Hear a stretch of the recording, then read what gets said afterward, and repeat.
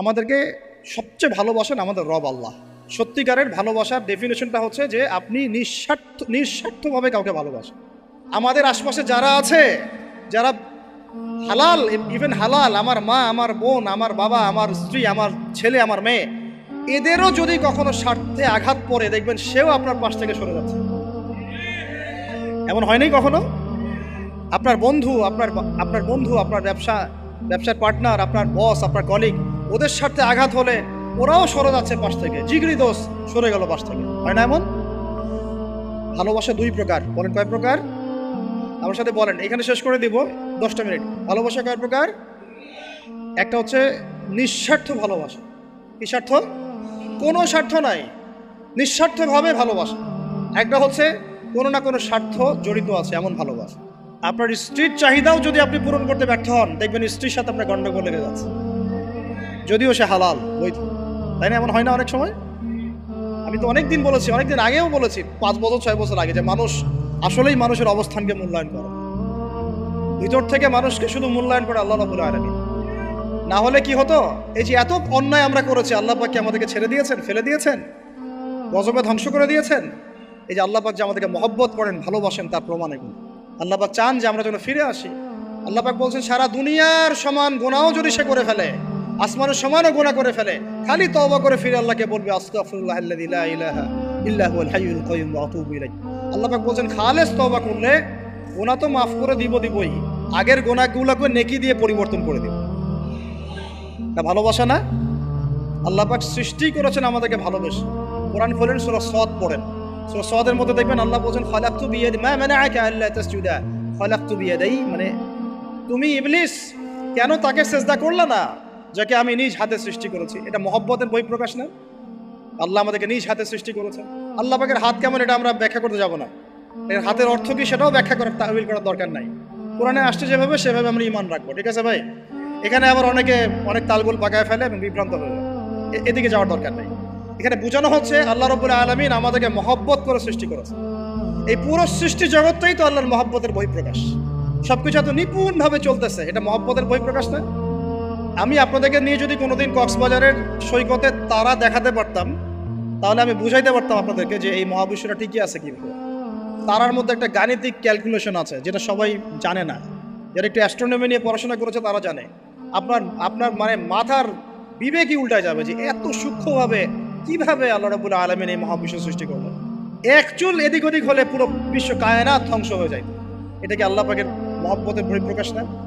আল্লাহ পাক তো বরং বলেছেন পুরো সৃষ্টি পরিবারটাই আল্লাহর আল্লাহর পরিবারের অন্তর্ভুক্ত। সুবহানাল্লাহ।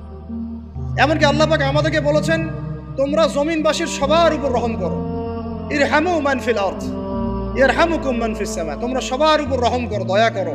দয়া, রহম, এটা তো মহব্বতের একটা অংশ। তোমরা সবার উপর দয়া করো, রহম করো, মহব্বত করো। এটা কি হবে?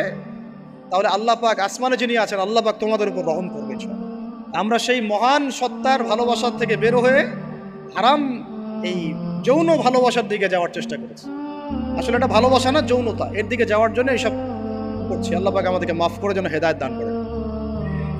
আল্লাহ পাক কত ভালোবাসেন এটা নিয়ে বলতে গেলে আজকে রাত শেষ হবে। দেখেন, আল্লাহ রাব্বুল আলামিন আদম আলাইহিস সালামকে সৃষ্টি করেছেন, করে সমস্ত নাম শিক্ষা দিয়েছেন। নাম মানে হলো ইলম। নাম মানে কি? ভালো না বাসলে আল্লাহ পাক কাউকে সবচেয়ে সেরা কিছু দান করেন। সূরা ৩ আল্লাহ পাক কি বলেছেন? ওয়াত-তিনি ওয়াজ-যাইতুন, এগুলো শপথ করে, লাকাদ খালাকনাল ইনসানা ফি আহসানি তাকওয়িম। মানুষকে সবচেয়ে শ্রেষ্ঠ কাঠামো আল্লাহ পাক দিয়েছেন, দেন নাই? তো কাউকে যদি মহব্বত না করা হয়, তাকে আপনি সবচেয়ে সেরাটা কি দিতে পারবেন? আল্লাহ পাক আমাদেরকে মহব্বত করেন, ভালোবাসেন, এবং আল্লাহ চান আমরাও যেন তাকে মহব্বত করি, তাকে ভালোবাসি। এবং আমরা যদি কাউকে ভালোবাসি, আল্লাহর জন্য ভালোবাসবো। কাউকে ঘৃণা করি, আল্লাহর জন্য ঘৃণা করি। মহব্বতও আল্লাহর জন্য, ঘৃণাও কার জন্য? আল্লাহর জন্য। আল্লাহ পাক সমস্ত ইলম শিক্ষা দিলেন। এটা কি ভালোবাসার বহিঃপ্রকাশ না?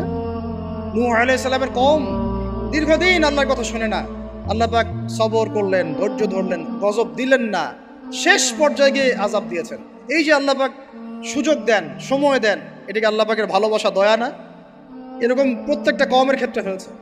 আমি তো ফিল করলাম এই ভালোবাসা নিয়ে ঘাটাঘাটি করতে গিয়ে যে আসলে আল্লাহ পাক যে আমাদেরকে সবচেয়ে বেশি মহব্বত করেন, তার সবচেয়ে বড় নিদর্শন কি জানেন? আমাদের কাছে আল্লাহ রাব্বুল আলামিন আল কোরআনের মতো কিতাব নাজিল করেছেন, আর আমাদেরকে আল্লাহ পাক নবী মুহাম্মদ সাল্লাল্লাহু আলাইহি ওয়াসাল্লামের উম্মত বানাইছেন। আল্লাহ পাক যে নবী মুহাম্মদ সাল্লাল্লাহু আলাইহি ওয়াসাল্লামকে এই দুনিয়াতে পাঠিয়েছেন না, এটাই সবচেয়ে বড় মহব্বত, সবচেয়ে বড় রহমত। কারণ তার সুন্নতে এমন কিছু নাই যেটা আপনি খুঁজে পাবেন না। আর তিনি আমাদেরকে যে মহব্বত করতেন, মুহাম্মদ সাল্লাল্লাহু আলাইহি ওয়াসাল্লাম আমাদেরকে যে মহব্বত করতেন, তিনি আমাদেরকে বলতেন যে আমরা তার ভাই। আমরা তার কি ভাই? মানে কি মায়ের পেটের ভাই? এটা বোঝানো হয় না। একটা হাদিসে তিনি বলেছেন আমি তো পিতৃতুল্য। তার মানে কি সত্যি সত্যি বাবা সন্তানের সম্পর্ক? রুহানি পিতা। তিনি কি ইমাম নন? তিনি ইমাম, তিনি নেতা, তিনি আমাদের শিক্ষক, তিনি নবী। তো তিনি আমাদেরকে যে মহব্বত করতেন, তিনি একদিন বলছিলেন নবী সাহাবীদের সামনে, কাশ আমি যদি আমার ভাইদেরকে দেখতে পেতাম। সাহাবীরা বলছেন, ইয়া রাসূলুল্লাহ, আমরা কি আপনার ভাই না? তখন নবীজি বলছেন, না, তোমরা আমার সাহাবী। আমার ভাই তারা যারা আমাকে না দেখেই আমার প্রতি ঈমান নিয়ে আসে। প্রত্যেক নবীকে আল্লাহ পাক একটা দোয়া করার চান্স দিয়েছে। কয়টা ভাই? এমন একটা দোয়া যেটা করলে আল্লাহ পাক কবুল করবেনই করবেন। করলে আল্লাহ পাক কি করবেন? অবশ্যই কবুল করবেন। নবী সাল্লাল্লাহু আলাইহি ওয়াসাল্লাম বলছেন যে সমস্ত নবী এই দোয়াটা পৃথিবীতে করে ফেলেছে। আমি এই দোয়াটাকে মুলতবি রেখেছি যে কাল কিয়ামতের মাঠে আমি আমার উম্মতের জন্য সুপারিশ করবো ইনশাআল্লাহ। এবং নবী সাল্লাল্লাহু আলাইহি ওয়াসাল্লামের সুপারিশে বহু কবিরা গুনাহগার মুসলমান যারা জাহান্নামের ফয়সালা হয়ে গেছে, তাদেরকে আল্লাহ পাক কিছুটা শাস্তি ভোগ করালে হলেও আবার জান্নাতে নিয়ে আসবেন। তিনি আমাদেরকে মহব্বত করেন না? করতেন না? চিন্তা করেন তাহলে আমরা তার দিনকে কি মহব্বত করলাম, আমরা তার হুকুম হাকামের বিধিবিধান সুন্নতের কি মহব্বত করলাম, চিন্তা করেন। একটা হাদিসে নবীজি স্পষ্ট করে বলছেন এটা আমাদের জন্য একটা কষ্টি পাথর। এটা একটা কি কষ্টি পাথর। তিনি বলছেন, লা ইউমিনু আহাদুকুম, তোমাদের মধ্যে কেউ মুমিন হইতে পারবে না। কি হইতে পারবে না? মানে প্রকৃত মুমিন হইতেই পারবে না তোমরা। হে আমার উম্মত, তোমাদের মধ্যে কেউ প্রকৃত মুমিন হইতেই পারবে না যতক্ষণ না হাত্তা আকুনা আহাব্বা ইলাইহি মিন ওয়ালিদিহি ওয়ালাদিহি ওয়ান নাসি আজমাইন, যতক্ষণ না আমি মুহাম্মদ সাল্লাল্লাহু আলাইহি ওয়াসাল্লাম তোমাদের কাছে নিজের কি সন্তান, নিজের বাবা মা এবং সমস্ত মানব জাতির থেকে বেশি প্রিয় না হচ্ছে। হাদিসটা আবার বলি, নবীজি বলছেন কেউ ততক্ষণ পর্যন্ত প্রকৃত মুমিন হতে পারবে না যতক্ষণ না আমি মুহাম্মদ সাল্লাল্লাহু আলাইহি ওয়াসাল্লাম তার কাছে তার সন্তান, তার পিতা, এমনকি সমস্ত মানব জাতি থেকে বেশি প্রিয় না হচ্ছে। আমরা যারা আগামীকালকে এইটার প্রিপারেশন নিয়েছি, আসলে কি আমাদের কাছে নবী প্রিয় বেশি না আমাদের দুনিয়ার স্বার্থ বেশি প্রিয়? যারা এগুলো করবে তাদের কাছে কি সত্যি নবী প্রিয়? তাহলে তারা করতে পারতো না। যদি নবী আমাদের কাছে সবচেয়ে বেশি প্রিয় না হয়, আমরা মুমিন হতে পারছি না।